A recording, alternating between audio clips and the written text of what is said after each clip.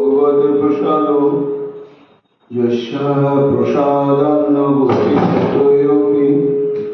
দয়ালং স্তবংস্তস্য যশস্তি সন্দম বন্দে গুরু শ্রী চরণারবিন্দম গৌর কৃপা হরিভূত প্রভু শ্রী হরিনন্দনম মম জীবন সর্বস্বং ভক্ত্যালোমি পুনঃ পুনঃ রাধা কৃপাময় গোপং শ্রী গুরুদিন তারকম প্রভু শ্রী গৌরগোপালং ভক্ত্যালোমি পুনঃ পুনঃ আজানুলম্বিত ভুজো কনকাবদাতো সংকীর্তনৈকপিতরো কমলায়তাক্ষো বিশ্বাম্ভরো দ্বিজবরো যুগধর্মপালো বন্দে জগৎ প্রিয়করো করুণায় অবতারো আনন্দ লীলাময় বিগ্রহায় হেমাবতী ছবি সুন্দরায় তস্मै মহাপ্রেম রসপ্রদায় চৈতন্য চন্দ্রায় নমো নমস্তে নমস্তে কাল সত্যায় জগন্নাথ সুতায় চ অভিদ্রায় সপুত্রায় সকলত্রায় তে নমো বৈরাগ্য বিদ্যা নিজ ভক্তি যোগ শিক্ষাত্মেক পুরুষ পুরাণ শ্রীকৃষ্ণ চৈতন্য শরীরধারী কৃপাম্বুধিস্তমহং প্রপদ্যে কালানষ্টং ভক্তি যোগং নিজং ইয়া প্রাদুষ্কর্তুং কৃষ্ণ চৈতন্য নাম আবির্ভূতস্তস্য পদারবিন্দে গাঢ়ং গাঢ়ং লীলায়তাং চিত্তবৃন্দ নিরানন্দ বিজং সর্বং প্রেমানন্দ স্ফটিকৃতং যেন তং সততং বন্দে নিত্যানন্দ জগদ্গুরু শ্রী অদ্বৈত নমস্তুভ্যং কলিজল কৃপানিধি গৌর প্রেম প্রদানায় শ্রী সীতাপতয়ে নমঃ রাজে শর্মায় গৌরাঙ্গ সুদিনায় চ ভক্ত শক্তি প্রদানায় শ্রী গদাধর নমস্তুতে প্রণমামি শ্রীমাসন তমাতম পণ্ডিতম মুদা শ্রী গৌরাঙ্গ কৃপা পাত্রং কীর্তনানন্দ মানসম গৌর প্রেম প্রদায়ৈব সর্বত্র সমদর্শিনে নারায়ণ সুতায় চ শ্রীমন্নর হরয়ে নমঃ বরহাভ্যভিরামং মৃগমদতিলকং কুণ্ডলাক্রান্ত গণ্ডং কন্যাক্ষং কুম্ভকণ্ঠং স্মেত শুভগ মুখং সাধকেন স্তবেন শ্যামং শান্তং ত্রিভঙ্গং রবিকরং বসনং ভূষিতং বৈজয়ন্ত্যং বন্দে বৃন্দাবনস্থং যুবতী শতভৃতং ব্রহ্মগোপালভীশং নমো নলিন নেত্রায় বেণুবাদ বিনোদিনী রাধাধন সুধা পান শরীরে বনমালিনী হে কৃষ্ণ করুণা সিন্ধু দীন বন্ধু জগৎপতি গোপেশ গোপিকা কান্ত রাধা কান্ত নমস্তুতে ভুবাং করতি বচাল পঙ্গুলঙ্ঘয়তি গিরিম ইয়ার কৃপাতমঃ বন্দে পরমানন্দ মাধবম তপ্তো কাঞ্চন গৌরাঙ্গী রাধে বৃন্দাবনেশ্বরী কৃষ্ণভানুসুতে দেবী তং নমামি হরিপ্রিয়ে মহাভাব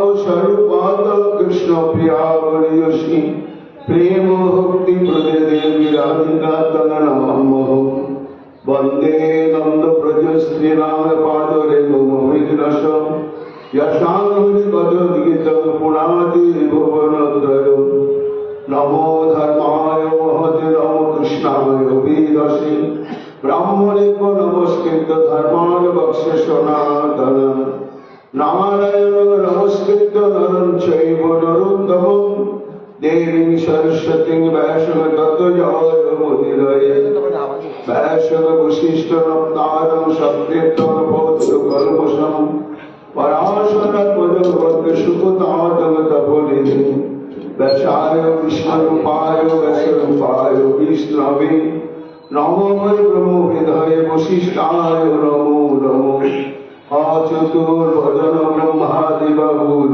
পরহরি অভালোচন শম্ভুর ভগবান গজরায় ইয়াং প্রভজন্তমনুপীতমপীত কীর্তন দৈপায়ন বিরহ কাতর আজহাব পুত্রেতি তন্ময়া তয়তরবয়ভিনেদুস্তম সর্বভূত হৃদয় মুনিমালতস্মি या सर्वभाव अखिल स्तुति सर्वेकम उद्धार प्रदीप मोदी दीति शतम तमयंदम संसार नग गुरु आह पुराण बुद्धम तम वैशुरु उपाय में गुरु मुनिनाम लोकजगे गाय नमस्तस्मै सुखाय ब्रह्म रूपिणे संसार सर्प दुष्टम ज विष्णु रातम एवं मुच्च तमादि देवम करुणा निधानम तमाल वर्णम श्रीकावतारम अपार संसार समुद्र सेतु भजामहे श्री भागवत स्वरूपम श्रीमद् भागवतं नौमि पुराणं पुराणं शुभम यस्य श्रवण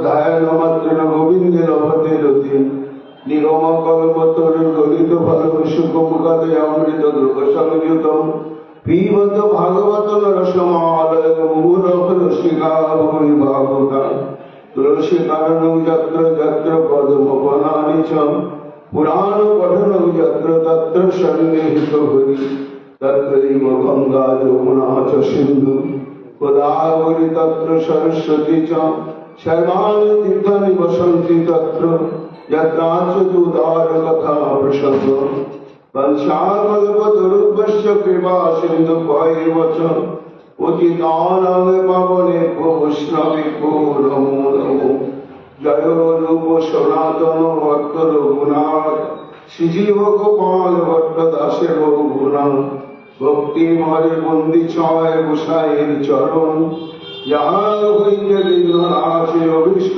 পূরণ জয় গৌর ভক্তবৃন্দ গৌর যাদের প্রাণ সবে মিলে দেহ মরে নিতায় গৌর ভক্তি দান নিতায় গৌর হরি বল নিতায় গৌর হরি বল নিতায় গৌর হরি বল জয় নিতায় গৌর হরি হরি বল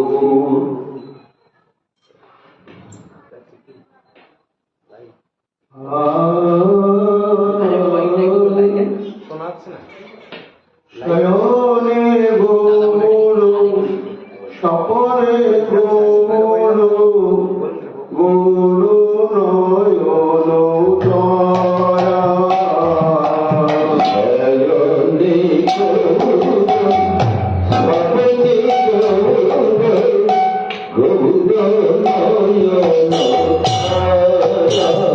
নয়ন শয়নে গৌর স্বপনে গৌর গৌর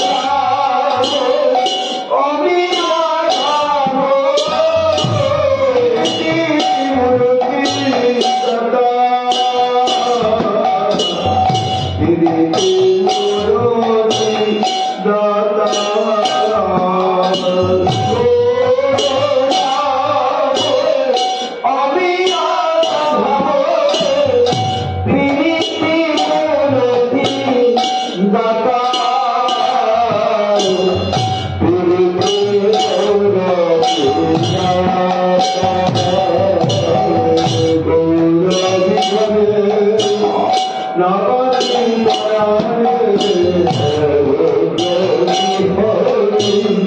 নবাসী পরাণে গুরু পরিবার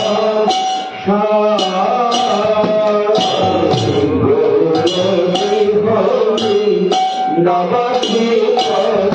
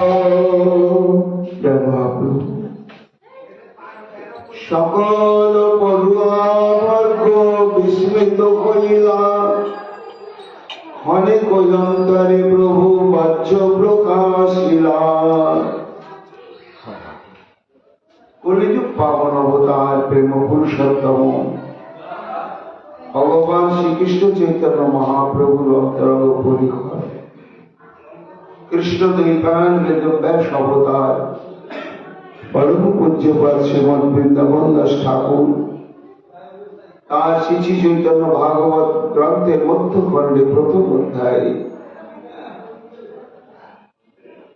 শ্রীমন মহাপ্রভু রত্নগর্ভ আচার্য নামক পরম ভক্ত রসিক তাঁর মুখে শ্রীমদ্ ভাগবতে দশম স্কন্ধের ত্রয়োবিংশতি অধ্যায়ে জাতিক মণিপত্তিগণ অন্ন ব্যঞ্জনাদি নিয়ে শ্রী গোবিন্দের সেবায় উৎসর্গ করবেন বলে তারা সমস্ত ধর্ম উল্লঙ্ঘন পূর্বক যখন অশোক বনে উপনীত হলেন তখন তারা প্রথম দর্শন করলেন শ্রীকৃষ্ণের অসমর্থ মাধুর্য মণ্ডিত রূপ মাধুরী। এই প্রসঙ্গটি ভাগবতে একটি শ্লোকে বলা হয়েছে। রত্নগর্ভ আচার্য তিনি ভাগবত থেকে সেই শ্লোকটি সুললিত কণ্ঠে এবং ভক্তি রসসিক্ত চিত্তে আবৃত্তি করলেন। আর শ্রবণ মাত্রে এবার শ্রীমন মহাপ্রভু চিত্ত ভূমিতে সেই লীলাটি মূর্তিমন্ত হয়ে আজকে থাক, এখন সব পাঠ শুনছে, থাক, কালকে পূজা করব। এবং তিনিও যেন আচ্ছা ঠিক আছে জাতি পরিপত্নীগণের সঙ্গে শ্রী গোবিন্দের অসমর্থ মাধুর্য দর্শন করে দর্শন আনন্দের গতিবেগ সম্বরণ করতে না পেরে তাই তিনি অষ্টসাত্ত্বিক ভাবে বিকারভূত হয়ে পড়লেন এবং অচৈতন্য হয়ে পড়লেন। সমস্ত পড়ুয়াবর্গ তো বিস্মিত হলেন। তারা কখনো জীবনে দেখেন নাই ভাগবতের শ্লোক শ্রবণ করতে করতে কার এই প্রকার দশা হতে পারে। তারা উচ্চস্বরে হরিনাম সংকীর্তন করতে শুরু করলেন। ক্ষণে অন্তরে প্রভু বাহ্য প্রকাশিয়া। বৃন্দাবন দাস ঠাকুর বলছেন, ধীরে ধীরে মহাপ্রভু আবার একটু প্রকৃতিস্থ হলেন, কিন্তু কর্ণ তৃষ্ণা বিবৃদ্ধমান বেড়েই চলেছে। কৃষ্ণের মাধুর্যামৃত সমন্বিত সেই শ্লোকের মাধুর্য আস্বাদনের জন্য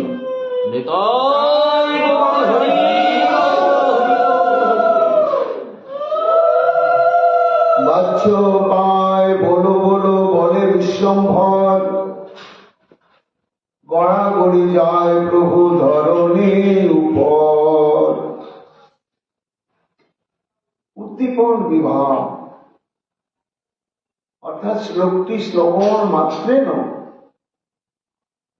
সেই অতি নিগুড় তাৎপর্যময় লীলার স্মৃতি উদয় হয়েছে, আর সঙ্গে সঙ্গে ভাবের বিকার। তাই বাহ্য পায় বলো বলো বলে বিশ্বম্ভর, গড়াগড়ি যায় প্রভু ধরণীর উপর। রত্নগর্ভ আচার্য তো প্রথমে একটু থতমত খেয়ে গেলেন যে শ্লোক শ্রবণের সঙ্গে সঙ্গে নিমায় পণ্ডিতের এই দশা হল। তাই তিনি ভীত সন্ত্রস্ত হয়ে শ্লোক পাঠটি বন্ধ করেছিলেন। কিন্তু মহাপ্রভু তৃষিত চাতকের ন্যায় তার অন্তঃকরণ কৃষ্ণ মাধুর্য আস্বাদনের তৃষ্ণায়, তাই বলো বলো বলে বিশ্বম্ভর, গড়াগড়ি যায় প্রভু ধরণীর উপর। প্রভু বলে বলো বলো বলে বিপ্রবর, উঠিল সমুদ্র কৃষ্ণ সুখ মনোহর। বৃন্দাবন দাস ঠাকুর বলছেন যে শ্লোক শ্রবণ মাত্রেন কৃষ্ণানন্দী সুখ তরঙ্গে শ্রীমন মহাপ্রভুর হৃদয় অন্তঃকরণ ভারসাম্য হারিয়ে ফেললেন। তাই তার এই অবস্থা হল। লোচনের জলে হইল পৃথিবী সিঞ্চিত, অশ্রুকম্প পুলক সকল সুবিদিত। স্বাভাবিকভাবে কৃষ্ণ প্রেম যেখানে উদয় হবে আর সেই প্রেমোত্থিত যে বিকাশ সমূহ, সে বিকাশ সমূহ প্রকাশ পাবেই পাবে। উষ্ণকম্প পুলক বৈবর্ণ সর্বঙ্গ জাড্য স্তম্ভ ইত্যাদি যে সাত্ত্বিক বিকার মহাপ্রভুর অঙ্গ প্রত্যঙ্গে তাই প্রকাশ হল। দেখে বিপ্রবর তার পরম আনন্দ, পরে ভক্তি শ্লোক ভক্তি সনে করি সঙ্গ। মহাপ্রভুর এই প্রেমোত্থিত ভাব বিকার দর্শন করে রত্নগর্ভ আচার্য নিজেকে কৃতকৃতার্থ মনে করি যে প্রভুকে আমি একটু সুখ দেবার আনন্দ দেবার সৌভাগ্য প্রাপ্ত হলাম। আমার সারা জীবনের অধ্যয়ন সার হল শ্রীমদ ভাগবত, যে আমি অনুশীলন করি। দেখিয়া তাহার ভক্তি যোগের পঠন, তুষ্ট হইয়া প্রভু তারি দিলালিঙ্গন। অর্থাৎ বৃন্দাবন দাস ঠাকুর বলছেন যে রত্নগর্ভ আচার্য শ্লোকটি পাঠ করলেন, তথাকথিত এমনি পড়ে গিয়েছেন বা মনে আছে তিনি আবৃত্তি করলেন তা নয়। প্রেমের সঙ্গে, ভাবের সঙ্গে, আস্বাদনের সঙ্গে, স্ফূর্তির সঙ্গে যেন মূর্তিমান লীলা সম্যক দর্শন করতে করতে শ্রীমন মহাপ্রভুর কৃপায় সেই ভাবের আবিষে রত্নগর্ভ আচার্য শ্লোকটি পাঠ করেছেন। আর মহাপ্রভু সেটি শ্রবণ করেছে, করার পরে তার এই অবস্থা। ঠিক যেমন নীলাচল লীলাতে মহারাজ প্রতাপ পুত্রের মুখে গোপী গীতে শ্লোক শ্রবণ করে মহাপ্রভু যে দশা হয়েছিল, এখানে ঠিক সেই দশাই হল।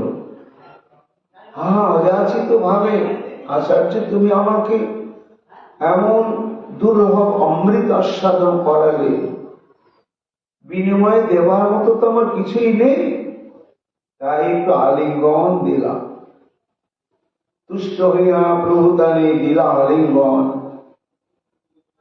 পাইয়া বৈকুণ্ঠনাথে আলিঙ্গনে প্রেমে পূর্ণ রত্ন গর্ভ হইলা সেই ক্ষণে।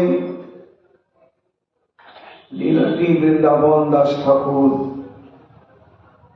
স্ফূর্তিতে প্রত্যক্ষ দর্শন করতে করতে বলছে। আজকে রত্নগর্ভ আচার্যের কত কোটি কোটি জন্মের পুঞ্জীভূত স্বীকৃতি সৌভাগ্য যে বৈকুণ্ঠনাথ অর্থাৎ ব্রজ রাজনন্দন। বৈকুণ্ঠ শব্দের দুটি তাৎপর্য। একটি হচ্ছে যেখানে পরম ব্রহ্মাধিপতি নারায়ণ অবস্থান করেন, সে ধামকে বৈকুণ্ঠ ধাম বলা হয়। আবার বৈকুণ্ঠ ধাম বলতে শ্রীধাম বৃন্দাবনকে বলা হয়। কেন না, প্রকৃত বৈকুণ্ঠ ধাম হচ্ছে শ্রীধাম বৃন্দাবন। সেখানে ভাবে প্রেমে কোন কুণ্ঠার প্রাচীর নেই। শুদ্ধ সখ্যে করে স্কন্ধে আরোহণ, তুমি কোন বড় লোক, তুমি আমি সম। এখানে প্রেম একেবারে কুণ্ঠাহীন, অবাধ। কিন্তু বৈকুণ্ঠে দাস্য ভক্তি প্রাধান্য, সেখানে কুণ্ঠা আছে, সম্ভ্রম আছে, ঐশ্বর্য বুদ্ধি আছে। তাই বৈকুণ্ঠনাথ শব্দের তাৎপর্য ঐশ্বর্যের দৃষ্টিতে বিচার করলে যুগাবতার ভগবান শ্রী চৈতন্য মহাপ্রভু, আর মাধুর্যের দৃষ্টিতে বিচার করলে তিনি ব্রজেন্দ্র নন্দন। তাকে আলিঙ্গন দিলে প্রেমে পূর্ণ রত্নগর্ভ হইলা সেই ক্ষণে। প্রভুর চরণ ধরি রত্নগর্ভ কাঁদে, বন্দী হইলা বিপ্র চৈতন্যের প্রেম ফাঁদে। কাঁদছে, কিসের কান্না? শোকের কান্না, রোগের কান্না, দুঃখের কান্না? না না, প্রেমানন্দের ক্রন্দন। কেন? মূর্তিমন্ত প্রেম আমার শ্রীমন মহাপ্রভু, আর স্পর্শ মাত্রেন রত্নগর্ভ আচার্যের সমস্ত শরীরের প্রত্যেকটি শিরা উপসের রক্ত পরিকায় প্রেমের শিহরণ প্রভাব বিস্তার করেছে। এটি একমাত্র কাম্য। এই দুর্লভ বস্তু প্রাপ্ত হলেন রত্নগর্ভ আচার্য। কোন কোন পরেশ প্রেমযুক্ত হইয়া বলো বলো বলে প্রভু হুঙ্কার করিয়া, সুললিত কণ্ঠে সুছন্দে ভক্তি রসে বারবার ওই শ্লোকটি পাঠ করছে রত্নগর্ভ আচার্য। আর মহাপ্রভুর আবেশ ঠিক ওইখানেই স্থির অবস্থায় আনন্দে হুঙ্কার করছেন। এদিকে পারিপার্শ্বিক পরিস্থিতিটি কেমন হলো না, দেখিয়া সবার হইল অপলক জ্ঞান, নগরিয়া সব দেখি করে পরনাম। সাধারণ মানুষ, নবদ্বীপবাসী, তারা তো কৃষ্ণ প্রেমের এই বিকার কখনো দেখে নাই। এই হুঙ্কার, এই গর্জন, এত অশ্রু, এত ক্রন্দন দেখার সঙ্গে সঙ্গে প্রত্যেকের অন্তঃকরণে ভক্তির উদয় হয়ে গেল এবং প্রত্যেকে অনুভব করলে যে আজকে আমরা যে দুর্লভ দৃশ্য দর্শনের সৌভাগ্য পেলাম, এটি জন্ম জন্মান্তরের তপস্যা না হলে কখনো পাওয়া যায় না। তাই ভক্তিতে সবার অন্তঃকরণ অবনত হয়ে গেল, সবাই বারবার প্রণাম করতে লাগল। না পড়িও আর বলিলেন গদাধর, সবে মিলে ধরিলেন প্রভু বিশ্বম্ভর। গদাধর দেখছেন বারবার পড়তে থাকলে তো প্রভু আরো উদ্বেলিত হৃদয় হয়ে যাবে, শ্লোক পড়তে বারণ করলেন। ক্ষণেকে হইলা বাহ্য দৃষ্টি কৌল রায়, কি বলো প্রভু জিজ্ঞাসে সদায়। ধীরে ধীরে মহাপ্রভুর মানসিক অবস্থা স্বাভাবিক হয়ে এল। তখন নিজে বিস্মিত হয়ে বুঝতে পারলেন যে আমি কিছু একটা করে ফেলেছি। কি করে ফেলেছি নিজের স্মৃতিতে আসছে না, কিন্তু তিনি যে করেছেন এটি অনুভব করেছেন। আর বারবার জিজ্ঞাসা করছেন, প্রভু বলে কি চাঞ্চল্য করিলাম আমি। পুরাগণের দিকে তাকিয়ে মহাপ্রভু বলছেন, কি গো, আমি কি কিছু অসংলগ্ন আচরণ করলাম? তোমরা তো আমার সঙ্গে রয়েছ। আর এটা কি, যে আচরণ যদি কিছু করে থাকি, এটা কি আমার উচিত হলো বা হয়নি? তোমার এটি কি অনুভব করলে? এটি যেন মহাপ্রভু জিজ্ঞাসা করলেন।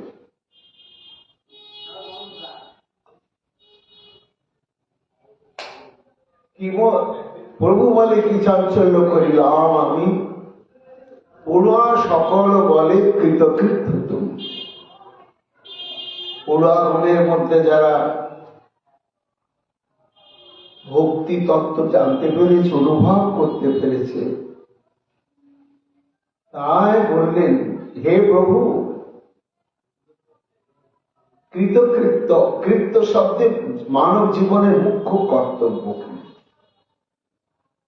না? মানব জীবনের মুখ্য কর্তব্যই হচ্ছে দুর্লভ কৃষ্ণ প্রেমভক্তি প্রাপ্তির প্রচেষ্টা। এটাই মানব জীবনের মুখ্য কর্তব্য। আর সেই কর্তব্যটি, হে প্রভু, তুমি সাধন করেছ এবং তার মহাপ্রকাশ আমরা দর্শন পেলাম। কি সেটি না? এই যে প্রেমভক্তি প্রাপ্তির প্রচেষ্টা, সেই প্রেমভক্তি পেলাম কিনা বা কেউ পেল কিনা, তার লক্ষণ কি না? এ বিষয়ে সনকাদি ঋষিগণ সুত গোস্বামী পাদকে প্রশ্ন করেছিলেন যে মানব জীবনের সাধ্য বস্তু যে অকৈতব কৃষ্ণ প্রেম, সেই প্রেম যদি কেউ গুরু বৈষ্ণবের কৃপায় ভজন উৎকণ্ঠার দ্বারা প্রাপ্ত হয়, তখন তার কি দশা হয়? তার উত্তর সুত গোস্বামী পাদ বললেন যে, ঋষিগণ, প্রেমের উদয় হয়, প্রেমের বিকার, শ্বেত কম্প পুলক বহে অশ্রুধার। কিন্তু তা যদি না হয়, তাহলে বুঝতে হবে আমার প্রেম সাধনায় কোথাও ফাঁক হয়ে গেছে।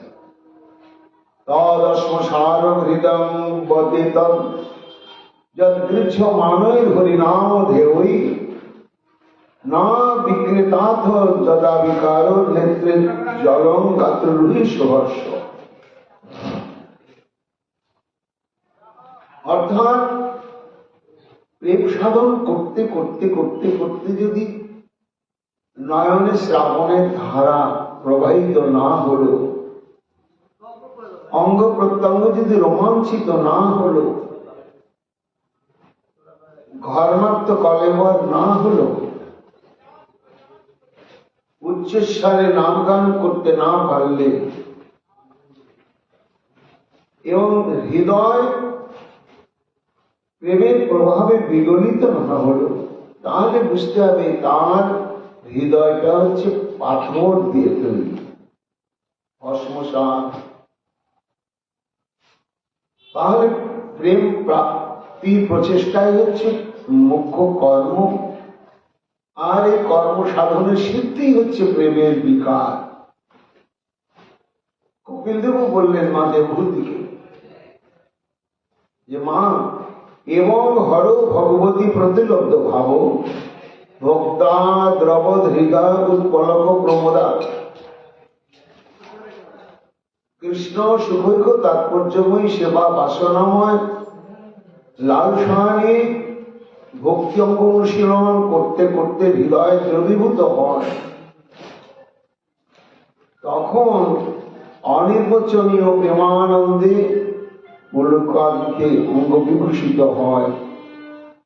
বাষ্প কলায় মূল দত্ত মানস তচ্চাপি চিত্ত পরিসংসনের বিদ্যুতে তার চিত্ত আর কৃষ্ণ মাধুর্য ব্যতিরেকে নির্বিশেষ ব্রহ্ম বা কর্মকাণ্ড প্রাপ্তি সরকারি ভোগ ইত্যাদি স্পৃহার দিকে কখনো ধাবিত হয় না। তাই পূর্ণাগণ তারা বলছেন, প্রভু, তুমি যা করলে এটাই হচ্ছে মানব জীবনের মুখ্য কর্তব্য। সে কর্তব্যটা কি? না ভগবত প্রাপ্তি নয়, ভগবত বশীকরণ সমর্থন দুর্লভ কৃষ্ণ প্রেম ভক্তিবাদ। কি বলিতে পারি আমার সবার সপতি, আত্মগণে নিবারিল না করি হস্তুতি। পুরাগণ বলছেন, প্রভু আমরা তো স্তম্ভিত হয়ে গিয়েছিলাম, কিং কর্তব্য বিমূঢ় হয়ে গিয়েছিলাম, কি করতে হবে বুঝতেই পারছিলাম না। সেই সময় কিছু নিজেদের ব্যক্তি তারা সেই শ্লোক পাঠটি বন্ধ করে। বাহ্য পায় বিশ্বম্ভর আপনা সম্ভরে, সর্বগণে চলিলেন গঙ্গা দেখিবারে। মহাপ্রভু প্রকৃতিস্থ হওয়ার পরে সমস্ত পড়ুয়াগণকে নিয়ে বলেন, চলো আমরা গঙ্গায় যাই। গঙ্গা নমস্করি, গঙ্গা জল লইলা শিবে, গোষ্ঠীর সহিতে বসিলেন গঙ্গা তীরে। ভাগীরথীর পুলিন বনে শ্রীমন মহাপ্রভু যখন সমস্ত পড়ুয়া বৃন্দকে নিয়ে মন্ডলী বন্ধে বসলেন, তখন বৃন্দাবন দাস ঠাকুর যেন দেখছেন এটা নবদ্বীপ নয়, যেন মধু বৃন্দাবন। এটি সুরধনী গঙ্গা নয়, এটি মহাভাগ্যবতী শ্রী যমুনা।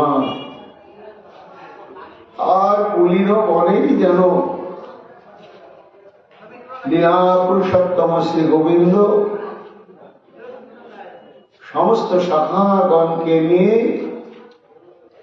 যমুনা পুলিনের মাধুর্য সৌন্দর্য উপভোগ করছেন।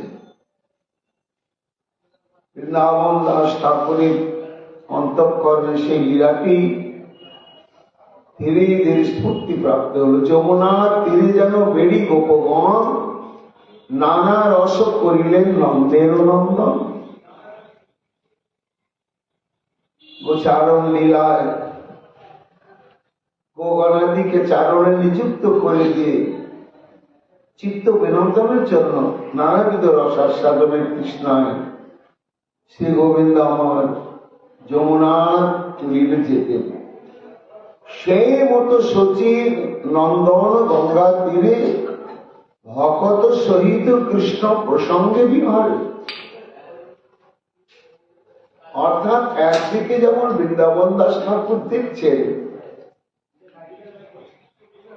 যে কৃষ্ণ চৈতন্য নয়, সেই যেন বনমালী শ্রী গোবিন্দ, আর গঙ্গা যেন যমুনা, আর সখাগণকে নিয়ে যেন বিহার করছে। আমার এদিকে ভক্তভাব ভাবে আবিষ্ট আমার বহু সুন্দর, তিনিও পুরবে লীলা ভাবে আবিষ্ট হয়ে পড়লেন। হয়ে পড়ে সেই লীলাটি বর্ণনা করতে শুরু করলেন পড়ুয়াগণকে নিয়ে, বলে দেখো দেখো ভাই, এই দেখো আজকে কি গঙ্গার অপরূপ শোভা, আর গঙ্গার তীরে যে পুলিন বন, নানা প্রকার পাখি, ভ্রমর, প্রস্ফুটিত কুসুম সৌগন্ধে আমোদিত, কলক আকলিত, মুখরিত ভ্রমণের গুঞ্জনে কি অদ্ভুত মনোরম পরিবেশ সৃষ্টি হয়েছে। অহতি রম্মং পুলিনং বৈশ্যা সাগরি সম্পদ মৃদুলচ্ছং বালুকং স্ফুটৎসরজ গন্ধি তালি পত্রিকং ধ্বনি প্রতিধান রসদ্রুমাকুলম।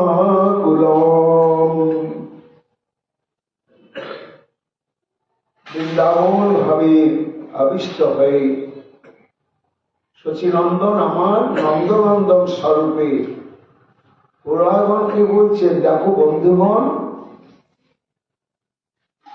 রম্যম পুলিনম বৈশ্যা, হে সখাগণ দেখো যমুনার পুলিন আজ কি মনোরম শোভা ধারণ করেছে। ওই দেখো স্ফুট সরজ গন্ধ তারি কর্তৃক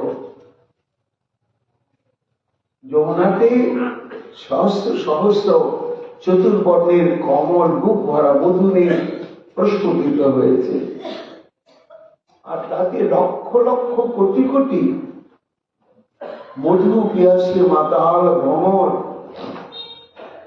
কি মধুর স্বরে গুঞ্জন করছে, এবং বৃক্ষে বৃক্ষে সুকন্ঠী পক্ষীকুল তারা আপন ভাষায় গান গাইছে। তা সেই পক্ষীকুলের কলকাকলির মাধুর্য, ভ্রমরের গুঞ্জন বৃক্ষে বৃক্ষে তার প্রতিধ্বনিত হয়ে এক অদ্ভুত মনোরম পরিবেশের সৃষ্টি হয়েছে। একবার চেয়ে দেখো, দেখো দেখো ভাই সহ ব্রহ্ম যমুনাতে কমল বালুকা তট নিরমল নীল প্রফুল্ল কমল গন্ধ ভ্রমর ঝঙ্কার জলচর কোলাহল শব্দ সঞ্চার ধ্বনি প্রতিধ্বনি বিলসিত দ্রুমজাল হেতার রহিত আমি সব করিব বিহার। গঙ্গাকে সাক্ষাৎ শ্রী যমুনা অনুভব করে মহাপ্রভু ব্রজের ভাবে পড়ুয়া গঙ্গে সমস্ত বলছে, যেন সেই লীলা মূর্তিমন্ত হয়ে উঠল। কৃষ্ণস্য বিশ্ব পুররাজি মন্ডলের অভ্যান অনাফুল্ল দোষ প্রজাধকা সহ বিশ্ববিপিনে বিরোজিত সদা যত অম্বরহু কর্ণিকায়া।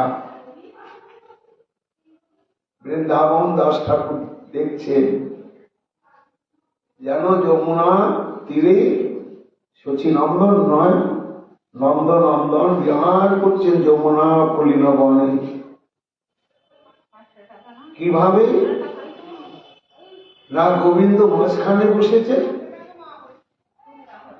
আর প্রস্ফুটিত কমলের যেমন দল উপদল চারিদিকে বিস্তার করে থাকে, মাঝখানে থাকে কর্ণিকা, ঠিক তেমনি সহস্র দল পদ্মাকৃতি রূপে শাখাগণ সবাই কৃষ্ণের দিকে দৃষ্টি দিয়ে বসেছে, আর সবারই ইচ্ছা কৃষ্ণ আমার দিকে মুখ করে থাকুক, আমার দিকে তাকিয়ে থাকুক, চোখে চোখে আমার সঙ্গে ভাব বিনিময় করুক।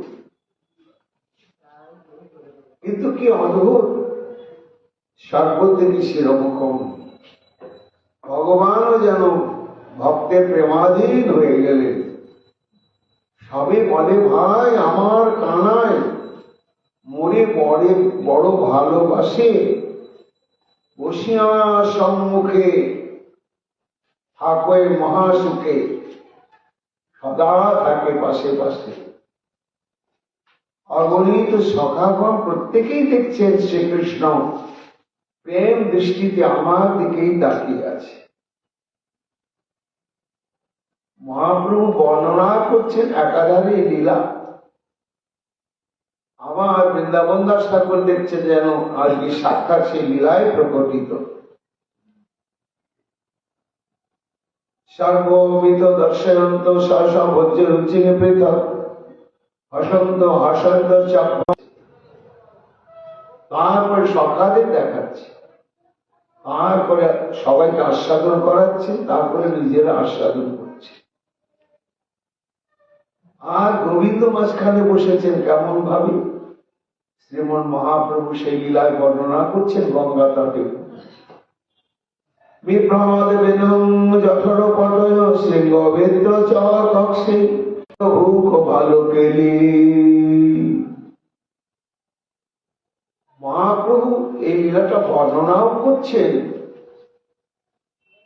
আর বৃন্দাবন দাস ঠাকুর দেখছেন যে সাক্ষাৎ সেই লীলাটিও প্রকট হয়েছে। বিভ্রাট বেনং জঠর পট, মাঝখানে শ্রীকৃষ্ণ বসেছেন ভজন লীলা। বাঁশিটি কোমরের কাপড়ের মধ্যে খোঁজা, আর সিংহ বেত্রে চ পক্ষ বামে, বাঁদিকে কাঁধের উপরে ঝুলানো সিংহা এবং ধেনু চালানোর যষ্টি। পানব মসৃণ কবলম,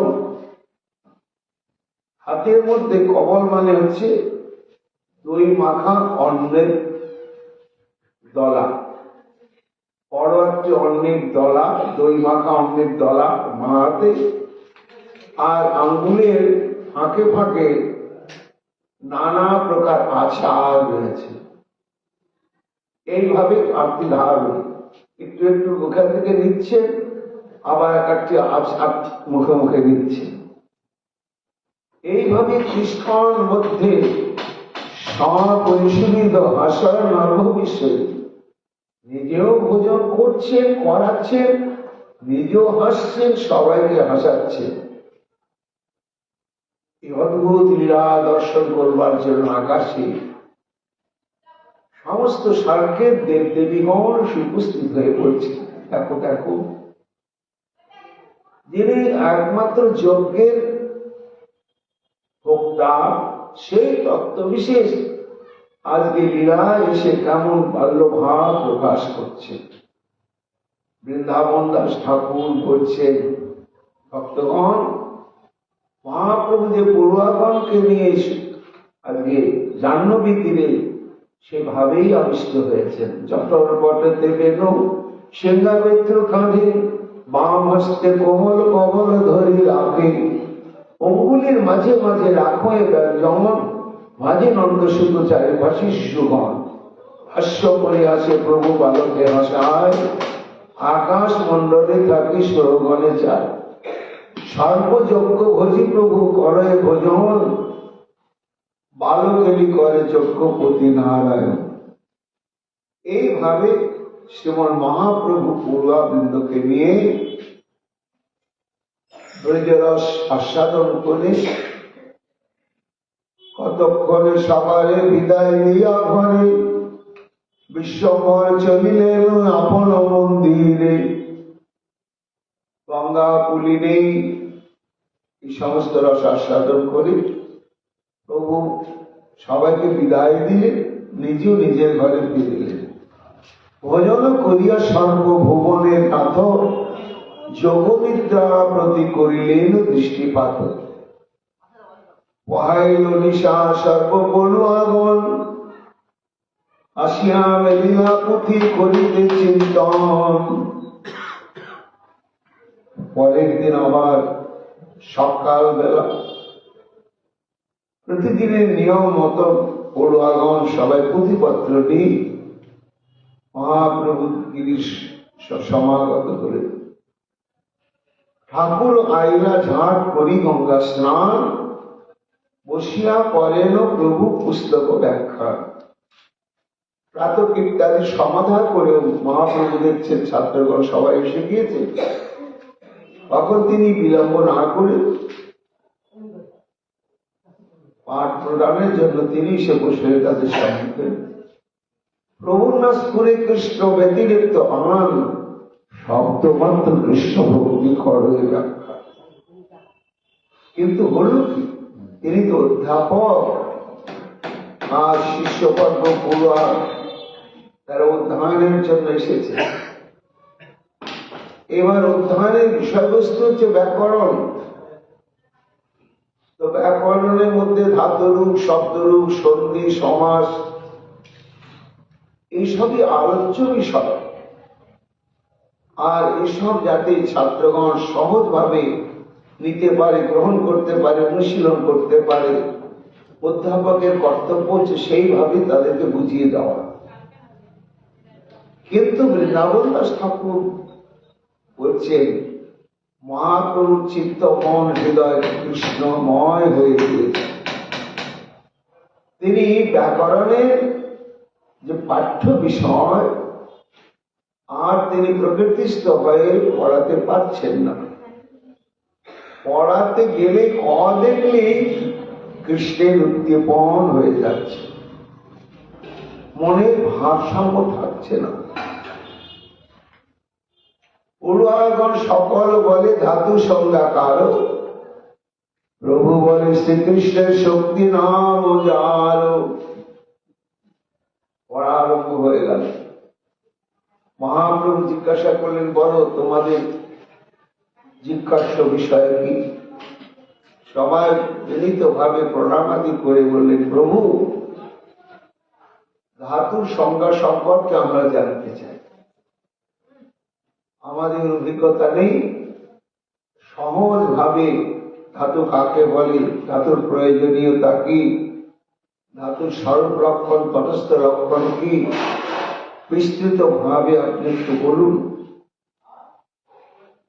মহাপ্রভু ধাতু শব্দের যে তাৎপর্য ব্যাকরণে রয়েছে সেটি হওয়া উচিত, কিন্তু ব্যাকরণের ধার তিনি ব্যাখ্যা না করে পারমার্থিক জগতে চলে গেলেন। গিয়ে বলছেন, প্রভু বলে কৃষ্ণের শক্তি নাম যা। ধাতু মানে হচ্ছে শোনো আত্মা। ব্যাকরণের ধাতু শব্দের তাৎপর্য হচ্ছে শব্দজনী, যার থেকে শব্দের উদ্ভব হয় তাকে ধাতু বলা হয়। কিন্তু মহাপ্রভু এখানে ধাতু শব্দে আত্মাকে ধরে। আত্মাই হচ্ছে মূল ধাতু। কেন না ধাতু সূত্র বাখারি শোনো ভাই বোন, দেখি কার শক্তি আছে কলুক খণ্ডন। যত দেখে রাজ্য দিব্য দিব্য কলেবর, কনক ভূষিত গন্ধ চন্দনে সুন্দর। ধাতু শব্দে যে আত্মা, আর আত্মাই হচ্ছে মূল বস্তু। আত্মার যদি উপস্থিতি না থাকে, আত্মার যদি অস্তিত্ব না থাকে, তাহলে জগতে কোনো বস্তু প্রকাশিত হয় না, তার অস্তিত্ব ঘোষিত হয় না। এই দৃশ্যমান জগতের অন্তরালে রয়েছে আত্মার উপস্থিতি। যেখানে আত্মার উপস্থিতি নেই সেখানে কোনো বস্তু, কোনো দ্রব্য এবং কোনো দেহেরও অস্তিত্ব নেই। তার দৃষ্টান্ত দিতে গিয়ে মহাপ্রভু বলছেন যে দেখো ভাই, রাজাধিরাজ সম্রাট কোন ব্যক্তি তিব্বতার কলেবর, লক্ষ লক্ষ সেবক সেবিকা তার পরিচর্যা করছে, এবং জমলোককে যাহার বচনে লোক কহে, ধাতু বিনে শূন্যতার যে অবস্থা হয়, এমন যে রাজাধিরাজ যাকে দেখলে মনে হয় এই অমর, কোনদিন মরবেন না। আর লক্ষ্মী শব্দ হচ্ছে অফুরন্ত ধন। তা এইরকম রাজাধিরাজও যখন আত্মা দেহ ছেড়ে চলে যায়, তখন তার দশা কি হয় না, কোথা যায় সর্বাঙ্গের সৌন্দর্য চলিয়া, কেহ ভস্যাকার কালে এড়েল পুতিয়া। ধাতু শব্দে আত্মা, আত্মাই হচ্ছে মূল সৃষ্টির উৎস।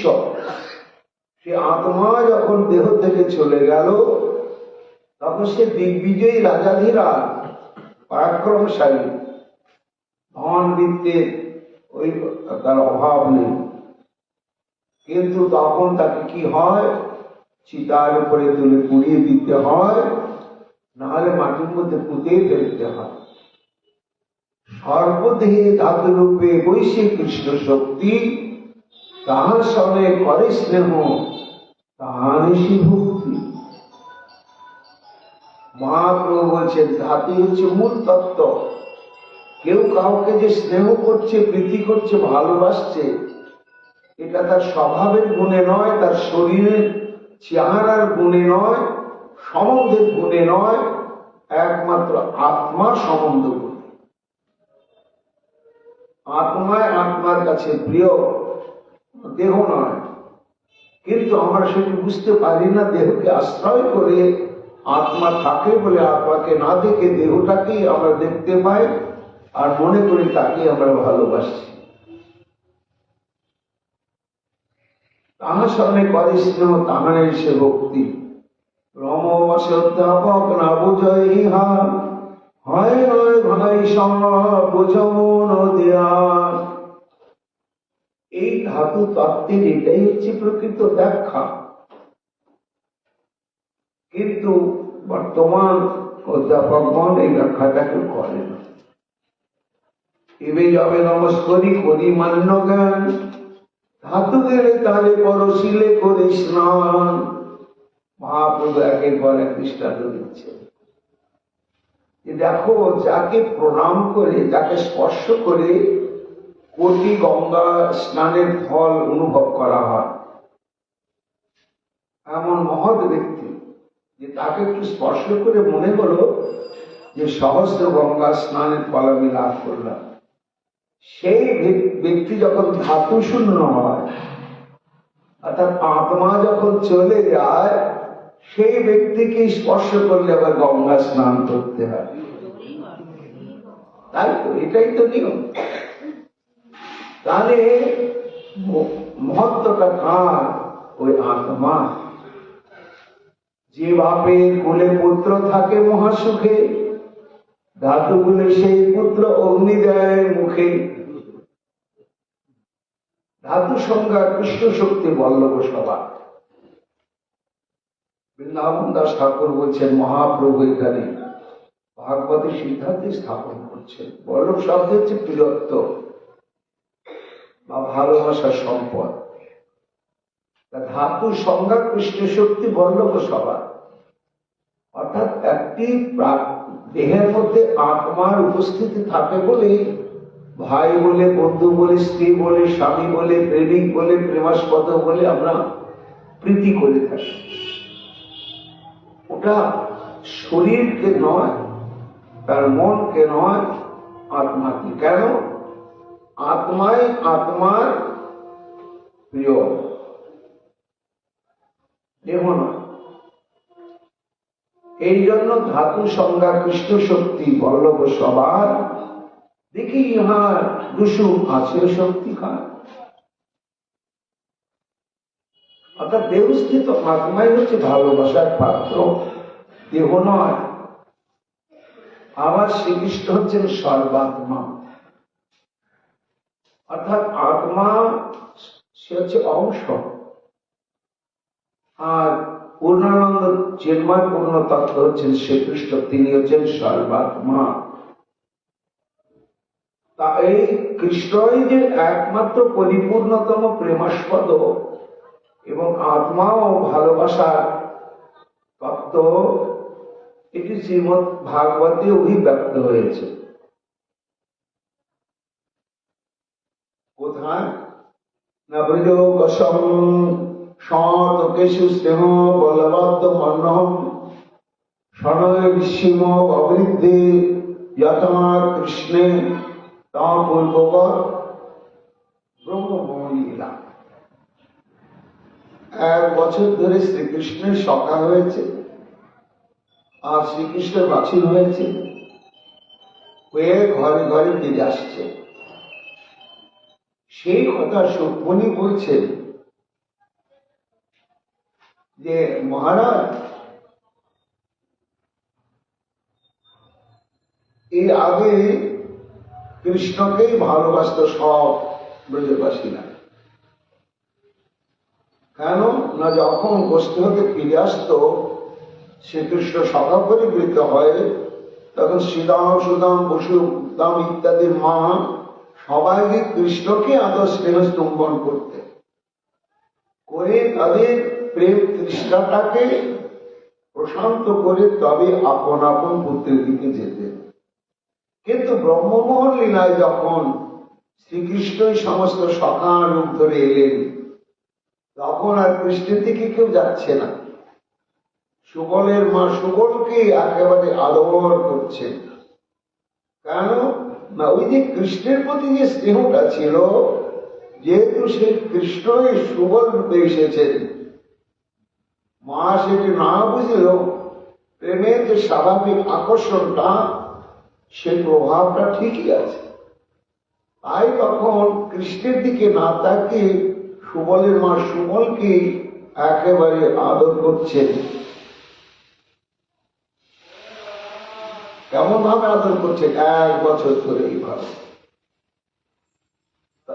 এই কথা যখন সুকমণি বলেছিলেন, তখন পরীক্ষিত প্রশ্ন তুলেছিলেন যে গুরুদেব, আপনি বললেন ব্রহ্মমোহন লীলার আগে সমস্ত সখাদের মাতৃবৃন্দ কৃষ্ণকে আগে প্রচুর ভালোবেসে তবেই নিজ নিজ পুত্রদের ভালোবাসত। এটা কি করে সম্ভব? ব্রহ্মণ পরোক্ষভাবে কৃষ্ণে ইয়ান প্রেমা কথম ভাবে যে অভূতপূর্ব স্তোকেশু সদ ভবিষ্যৎ কথ্যতা।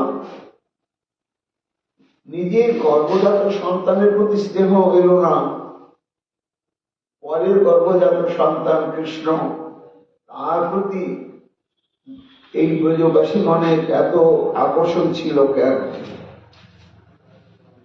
তখন এই কথাটা বলেছিলেন সুকমণি, মহারাজ সর্বেষামপি ভূতানাং নিপসাত্মই ভূভদ্রব।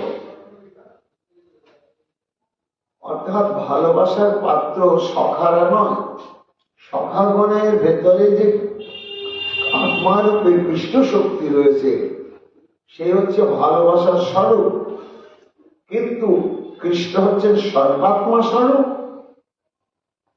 আর পুত্রগণ হচ্ছেন অংশ। এই জন্য কৃষ্ণকে দেখলে তিনি সর্বাত্মা স্বরূপ বলে সখাদের মায়েদের প্রেম স্নেহ উদ্বেলিত হয়ে যেত কৃষ্ণের জন্যই। কেন? তিনি অখণ্ড, আর তাদের পুত্রগণ তারা হচ্ছে খণ্ড স্বরূপ। তৎ রাজেন্দ্র যথা স্নেহ শাসক আত্মনিদেহী নাম ন তথা আলম্বী পুত্র বিদ্রোহের আদেশে। এই কথাটি বলা হয়েছে, যে মহাপ্রভু আজ বলছেন যে আত্মায় হচ্ছেন একমাত্র ভালোবাসার আধার, কোন শরীর নয়, কোন সম্বন্ধ নয়। এই জন্য পরস্পরের প্রতি যে প্রীতি সম্বন্ধ ওঠে আত্মার জন্যই। এবার আত্মার সম্বন্ধ যার যার সঙ্গে থাকে তখন সেই বস্তুটিও আমার প্রিয় বলে মনে হয়। এই জন্য সর্বাত্মা হচ্ছেন শ্রীকৃষ্ণ। কৃষ্ণ এবং তমাত্মাকে আত্মা। এই মতো পবিত্র পূজ্য যে কৃষ্ণের শক্তি, হেন কৃষ্ণ ভাই সব কর দেহ ভক্তি। কৃষ্ণ বলো, কৃষ্ণ ভজ, শোনো কৃষ্ণ নাম, অহর্নিশ কৃষ্ণের চরণ কর ধ্যান। যাহার চরণে দুর্পা দল দিলে মাত্র, কবু জম তাহার অধিকারী নয় পাত্র। অঘ বকপুতনারে যে কইল মোচন, ভজ ভজ সেই গন্ধ নন্দন চরণ। পুত্র বৃত্তে অজামিল যাহার স্মরণে, পুত্র বুদ্ধে অজামিল যাহার স্মরণে, চলিল বৈকুণ্ঠপুরী কৃষ্ণের চরণে। মূল ধাতু হচ্ছেন কৃষ্ণ, আর জীবাত্মা হচ্ছেন তার অংশ। তার কৃষ্ণের এই সত্তা বা অংশ বলেই আত্মার প্রতি আত্মার প্রীতি সম্বন্ধ হয়। আর আত্মাই হচ্ছেন সমস্ত জগতের অস্তিত্বের প্রকাশের একমাত্র মূল কারণ। একটা অণুর মধ্যেও পরমাত্মা আছেন, তাই সে অণুটির অস্তিত্ব অনুভব হয়। এবং সেই কৃষ্ণ হচ্ছেন মূল। এবং তিনি কেমন করুণাময়, নামাভাসেতেই মুক্তি তিনি প্রদান করেন। নামাভাস কাকে বলা হয়? না, যখন ভগবানের নাম ভগবানের উদ্দেশ্যে বলা হচ্ছে তখন সেটা হচ্ছে হরিনাম। আর ভগবানের ওই নামটাই যখন অন্য কোনো উদ্দেশ্যে বলা হচ্ছে তখন ওটা হলো নামাভাস। আর দৃষ্টান্ত হচ্ছে পুত্র বুদ্ধ অজামিল যাহার স্মরণ। অজামিল যখন দেখছে যমদূতগণ সমস্ত পাশনের বেঁধে নিয়ে যাওয়ার জন্য আসছে, ভীত সন্ত্রস্ত হয়ে, ছেলের নাম রাখা ছিল নারায়ণ,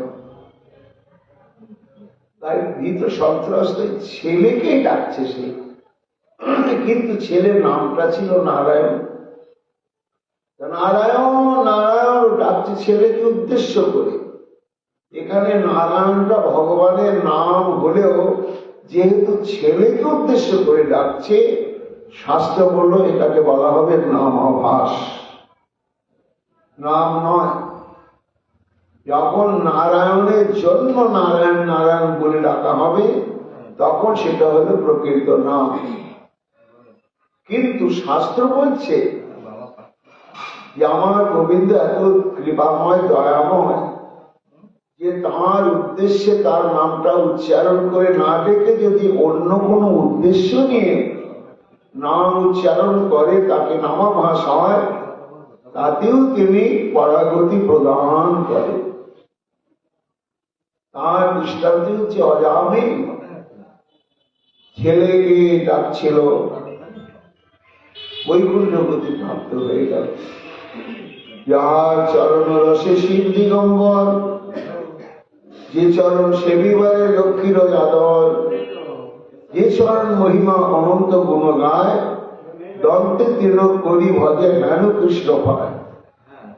যাবৎ আছে প্রাণ দেহে আছে শক্তি, তাবৎ কৃষ্ণের পাদ পদ্মে কর ভক্তি। কৃষ্ণ মাতা কৃষ্ণ পিতা কৃষ্ণ প্রাণধন, চরণে ধরিয়া বল কৃষ্ণের দেহমন। দাস্য ভাবে করে প্রভু আপন মহিমা, প্রহর হইল দুই তবু নহে সেবা। মোহিত পড়ুয়া সব শুনে এক মনে, নিরুক্তি করিতে কারণ নাই সে বদলে। সে সব কৃষ্ণের গান জানিও নিশ্চয়, কৃষ্ণ যারে পড়ায় সে কি অন্য হয়। বৃন্দাবন দাস ঠাকুর বলছে যে এইসব পড়ুয়ারাও লীলা পুরুষোত্তম, প্রেম পুরুষোত্তম আমার গৌরী লীলা সঙ্গী, কাজে এরাও ভগবত পরিকর। কতক্ষণে বাচ্চ প্রকাশিলা বিশ্বম্ভর, চাহিয়া সবার মুখ লজ্জিত অন্তর।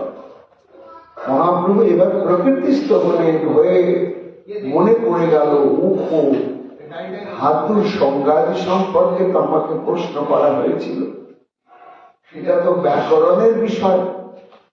আর আমি সেই ব্যাকরণে ধাতু সম্পর্কে যা বলা হয়েছে সেগুলো না বলে আমি ভাগবতের তত্ত্ব স্থাপন করছিলাম।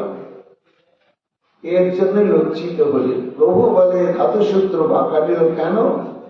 ওরা সকল বলে সত্য অর্থ জানো। যে শব্দে যে অর্থ তুমি করিলে বাখান, কার বাপে আছে তাহা করিবারে মান।